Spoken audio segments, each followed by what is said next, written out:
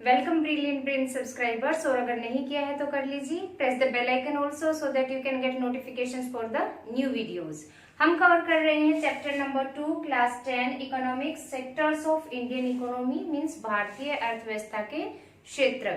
इससे पहले की वीडियो के अंदर हमने कवर किया था कि किस तरीके से तीनों सेक्टर्स के अंदर हिस्टोरिकल चेंज आया है, शिफ्ट आया है और कौन सा सेक्टर उभर कर सामने आ रहा है। इस वीडियो के अंदर हम कर रहे हैं growth of tertiary sector in India. हमने देखा था लास्ट वीडियो के अंदर कि टर्शरी सेक्टर उभर कर सामने आ रहा है। पिछले अगर 50 से 60 दशक की अगर बात की जाए तो बहुत ज्यादा फास्ट वे में ये अपने आप को आगे लेकर आ रहा है, उभर रहा है, डेवलपमेंट कर रहा है। तो क्या रीजन है इसके लिए? यहाँ से डायरेक्ट क्वेश्चन उठता है आपके लिए, 5 मार्क्स में क्वेश्चन आता है मेनली कि why tertiary sector becoming so important in India. जो तृतीय क्षेत्र है वो इंडिया के अंदर इतना ज्यादा इम्पोर्टेंट क्यों हो रहा है, क्यों उभर कर इतना सामने आ रहा है। आपकी बुक के अंदर इसके 4 पॉइंट्स गिवन है। 5th पॉइंट हम खुद बना लेते हैं, जो आप भी बना सकते हैं। चीजें आपको बताई जाती हैं, बस थोड़ा सा स्ट्रेस देने की जरूरत होती है कि किस तरीके से आप कहाँ पर किस चीज को इम्प्लीमेंटेशन दे सकते हैं। ठीक है, let's start with the answers. First part क्या बनता है? Government has developed hospitals, schools, police stations, army, courts, banks, transport, post offices etcetera. कुछ एक दशक पहले जब हमें आजादी मिली, जब हमारी पंचवर्षीय योजनाओं का काम शुरू हुआ और स्टेप बाय स्टेप हमने एक एक फील्ड को डेवलप करने के लिए स्टेप उठाए, तो गवर्नमेंट ने कुछ स्टेप ऐसे उठाए जिसके अंदर उन्होंने हॉस्पिटल बनाए, school, police station, army, court, fort, transport, post office वगैरह ये सब बनाए। और ये सारी सेवाएं किसके अंदर आती हैं? ये सारी सेवाएं आती हैं हमारी टर्शरी सेक्टर के अंदर। और जब इन सारी सेवाओं के अंदर लोगों को रोजगार मिला, काम मिला, वो अलग अलग तरीके से अपनी सर्विसेज लोगों को दे रहे हैं, तो किस सेक्टर के अंदर हाइक आया? टर्शरी सेक्टर के अंदर हाइक आया। और ये सारी चीजें क्या थी? बेसिक नीड्स थी, हम सबके लिए जरूरी होती है। ये सब चीजें आप देखते ही होंगे रोजमर्रा के जीवन में, इन चीजों से हमें कितनी हेल्प मिलती है। ठीक है, तो बेसिक नीड्स थी कंट्री की और सिटीजन्स की, and they are part of the tertiary sector. और टर्शरी सेक्टर का ये हिस्सा थी, तो किसको ग्रोथ मिली? टर्शरी सेक्टर को ग्रोथ मिली। फर्स्ट पॉइंट क्लियर हो गया, why tertiary sector becoming so important. क्योंकि गवर्नमेंट ने ही कुछ ऐसे स्टेप उठाए, कुछ ऐसी चीजों की स्थापना करी जो कि ऑलरेडी टर्शरी सेक्टर का पार्ट थी, तो उसको इम्प्रूवमेंट में हेल्प मिली। सेकेंड पॉइंट क्या है? Development in agriculture and industries have also led the development of tertiary sector.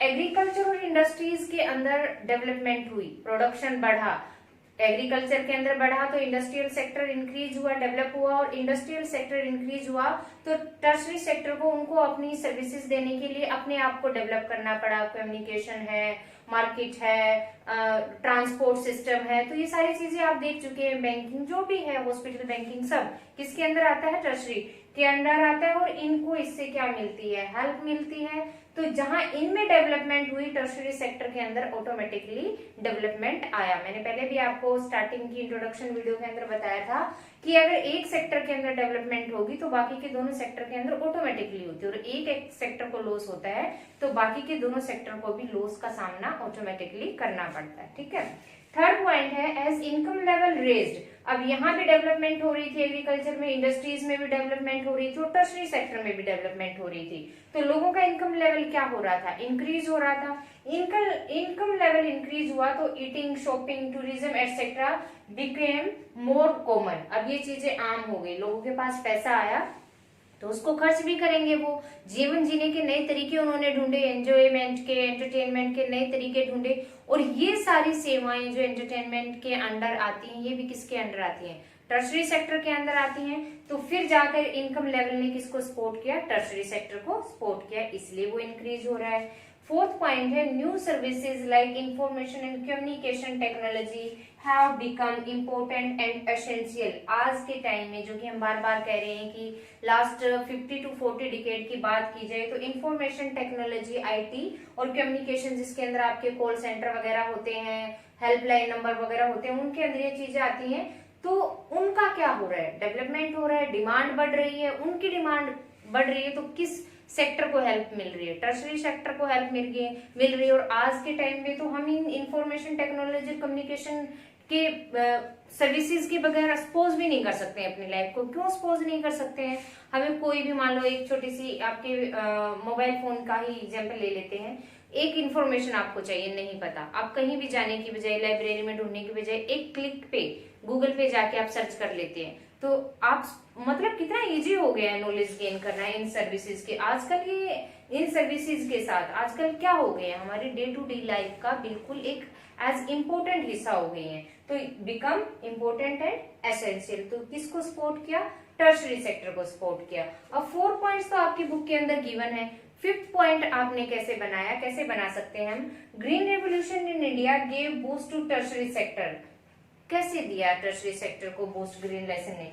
Bye developing services like transport, storage, trade etcetera. अब देखिए ग्रीन रेवोल्यूशन आई, ग्रीन रेवोल्यूशन की वजह से एग्रीकल्चर के अंदर डेवलपमेंट आई, हमारे जो राइस और व्हीट है इसकी प्रोडक्शन के अंदर इंक्रीमेंट हुई। उससे इंक्रीमेंट होने से इन चीजों को किस चीज की जरूरत पड़ी? उसको मार्केट तक ले जाने के लिए ट्रांसपोर्ट की जरूरत पड़ी। जो सरप्लस प्रोडक्शन होता है उसको स्टोर करने के लिए स्टोरेज की जरूरत पड़ती है। और इसका इंपोर्ट और एक्सपोर्ट वाला जो बिजनेस होता है, ट्रेड होता है, उसको भी हेल्प मिली है। या स्टेट टू स्टेट अगर सेल परचेज का अगर काम बताया जाए तो उसको भी हेल्प मिली। तो ग्रीन रेवोल्यूशन ने भी किसको हेल्प दी है? हमारे टर्शरी सेक्टर को हेल्प दी है। ये आपका 5 मार्क्स में आंसर कंप्लीट हो जाता है। And question is why tertiary sector becoming so important in India. दूसरे तरीके से भी मॉडिफाई हो सकता है कि what are the reason for the development of tertiary sector in India. आपको सिर्फ पॉइंट स्केच करने होते हैं कि क्वेश्चन पूछ क्या रहा है। जिस तरीके से क्वेश्चन पूछा जाता है उसी तरीके से उसको स्टार्टिंग कीजिए आंसर की, और एज इट इज जो चीजें होती हैं आपके सामने आपको वही लिखनी होती है। तो never get confuse in these things. आपको ये क्लियर हो गया होगा growth of tertiary sector in India. Next video में नेक्स्ट टॉपिक के साथ फिर मिलते हैं। Till then bye.